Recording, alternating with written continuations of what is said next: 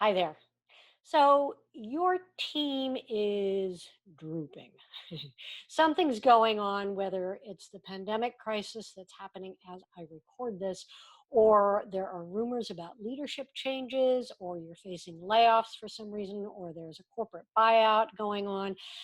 Any of about 1,000 different things that can impact team morale. What comes along with bad morale? Well, lower productivity, gossip and rumors, increased sick time, accidents, stress related conflict between people on your team. There are so many ways that a team can struggle when morale is impacted. As the team's manager and leader, what can you do? Well, stick with me here because by the end of this video, you will have 5 tips, and I will say they are non cheesy tips that you can implement right away to help boost your team's morale and get things back on track. Now, before we get started, though, let me remind you to subscribe and click the little bell so that you get notified when I release a new video on leadership and management, which happens every other Wednesday. Because, after all, I'm a self proclaimed leadership geek and I really sincerely am on a mission to help first line managers become good leaders by building foundational leadership skills and good management habits. Okay, now that you've subscribed, let's move onward with tips for building morale on your team. Tip number 1, communicate. Out of all the key leadership skills, communication is number 1. When things are going wrong, people need more information. Even if it's not necessarily what they would like to hear, they need to hear what's going on because uncertainty is a morale and productivity killer. Why? Because everyone gets busy making up stories about what's going on, what's going to happen, how it might impact them, and then they share all those stories with their fellow teammates. And then everyone's stress rises and ability to focus plummets. So tell people as much as you can, as often as you can, and be honest. Especially be honest about the things that you can't tell them. I'm not saying you should tell them. Don't tell them things you can't tell them yet. But just say, hey, there are some things happening behind the scenes.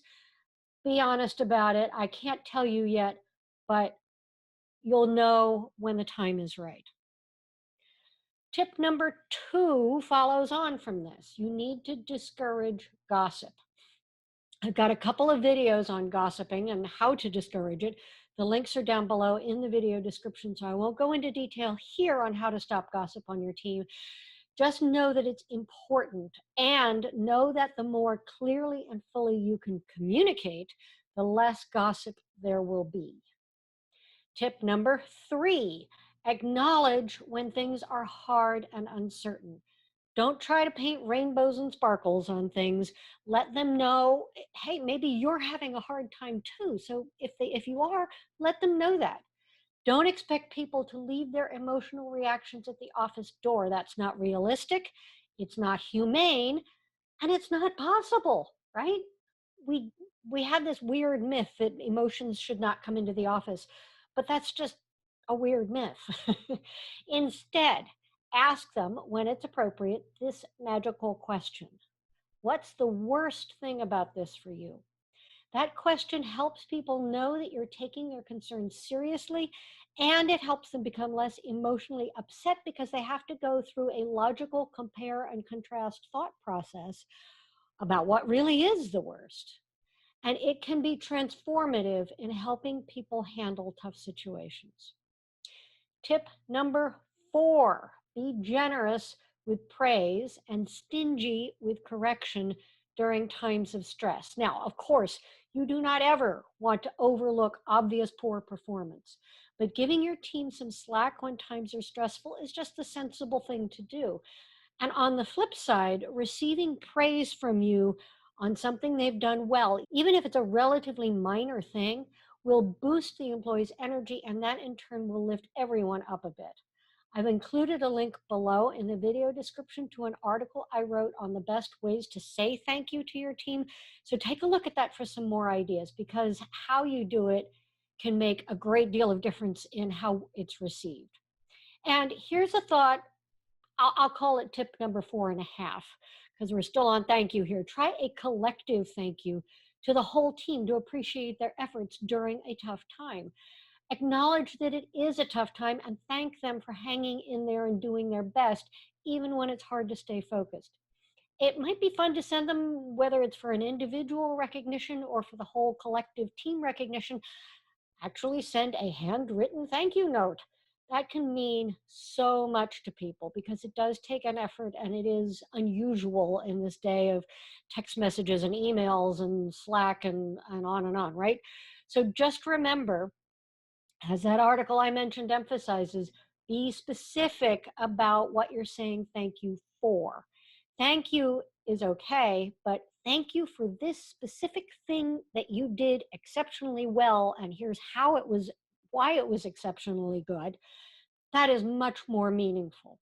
Okay, tip number 5. Find a way to release your own stress outside of working hours. You are dealing with this difficult situation just as much as your team is.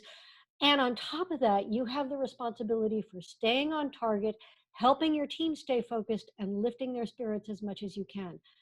That's a lot to deal with. So make sure you're getting some support too, whether it's from friends, from your family, or from your own boss. Your team looks to you for clues on how to behave, what is acceptable, how serious the situation is. If they see you panicking or melting down or gossiping about the situation or substantiating rumors that really are just rumors and not actual reality, they'll follow you right down that path. On the other hand, if they see you staying calm and focused, even as you acknowledge the seriousness of what's happening and the impact it's having on everyone, they'll follow you there too, because that is the power of a good leader. Raising and maintaining good morale on a team isn't a quick fix. And when things are challenging, it's not easy. I said at the beginning that these tips are non-cheesy, and that's because the cheesy ideas, the quick fixes, they don't work and they generally come across as insincere. So be real, be honest, don't tolerate gossip or obviously poor performance, be human, and you and your team will get through whatever the trouble is. There we go. Don't forget to subscribe. Check out these other videos. The links are down in the description as well. Take care and hang in there yourself as you deal with whatever this thing is that you're facing.